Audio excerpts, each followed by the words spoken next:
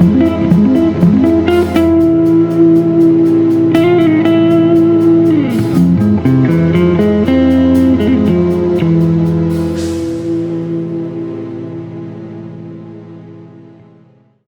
everyone, so today I want to talk about the harmonic minor scale, which has a bit of a more classical sound.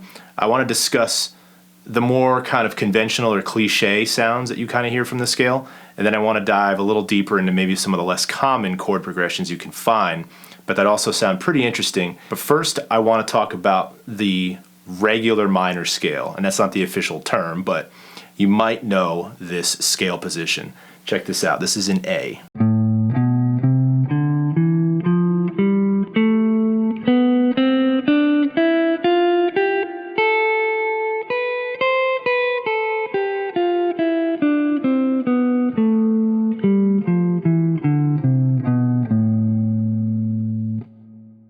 Now, a lot of people call that just the minor scale, but you can also refer to it as Aeolian or the natural minor. And the natural minor name is a certain way to differentiate it from two other common minor scales: melodic minor, which we'll talk about maybe in a different video, and harmonic minor. Now, the main difference between this scale that I just played and the harmonic minor is that the seventh note is raised. It's a major seventh. So with that one difference, you do get a little bit more of a classical sound. So I'll show you the difference in the sound.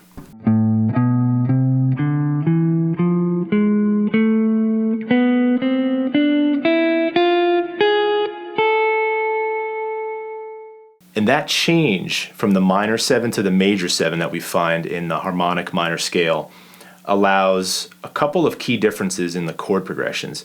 This is probably the most common difference that you hear. You hear the one chord as minor, but then the five chord is either a major or a dominant seven. I'll show you what both would sound like.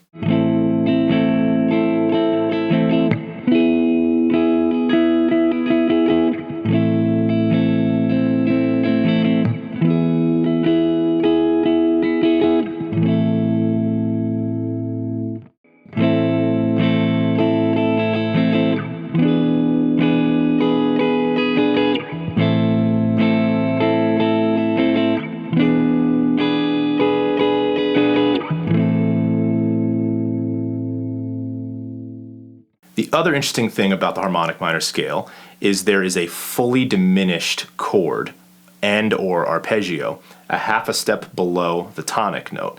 Now, a fully diminished seventh chord is when every note is separated by the same distance. They're always separated by a minor third. And this is the chord as a standalone sound.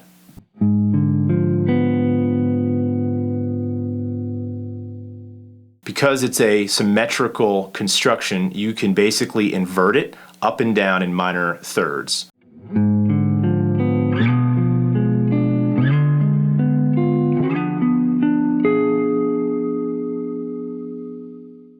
You could also create some interesting arpeggio lines with it, something like this.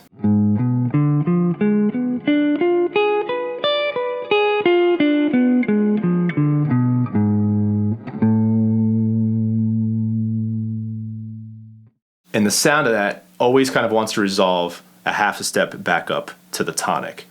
So those are the most common sounds that you hear that people use conventionally in the harmonic minor key.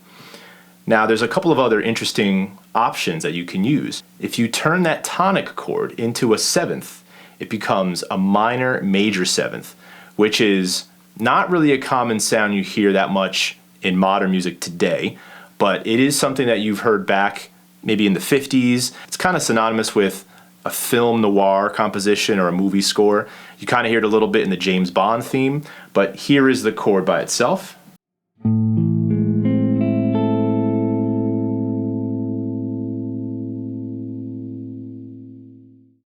And the interesting thing is, there's actually another minor major seventh chord in the key, 2 whole steps down from that position. So this is something, if you're looking for a little bit of an uncomfortable chord progression, you want to try to create some tension, maybe in the middle section of a song, or if you're trying to compose music for a movie, you can try this kind of progression. This is pretty interesting.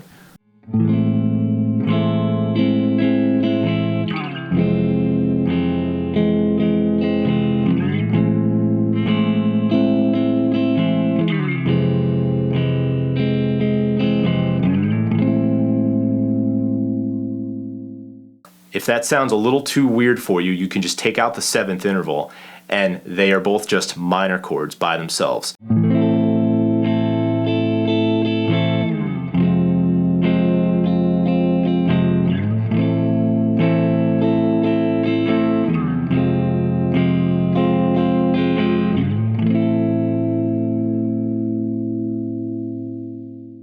That might sound familiar. That might sound like coming from a Tim Burton movie or something like that.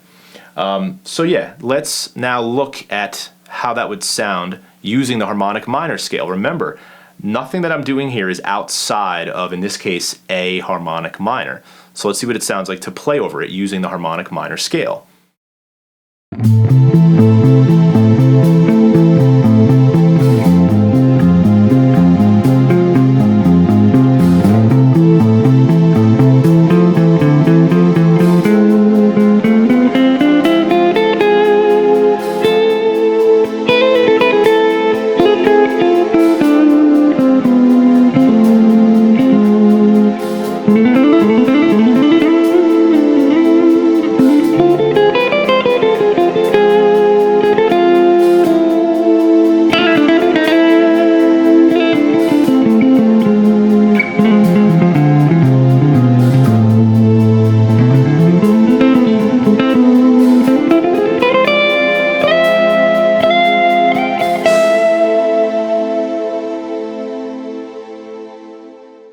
One option we do have playing over top of this progression is a minor major 7 add 11, which is the same thing as an add 4. The scale allows for that combination. So let's look at an interesting sweep pattern that we can use for that arpeggio.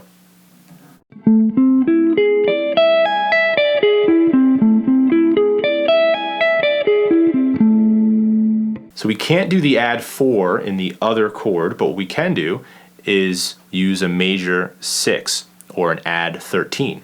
So the second minor major 7 arpeggio would have an add 13 in it.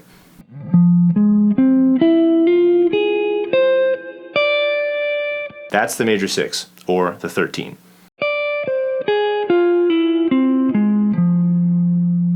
So let's see what it feels like and sounds like to play over top of that original chord progression with these arpeggios in mind.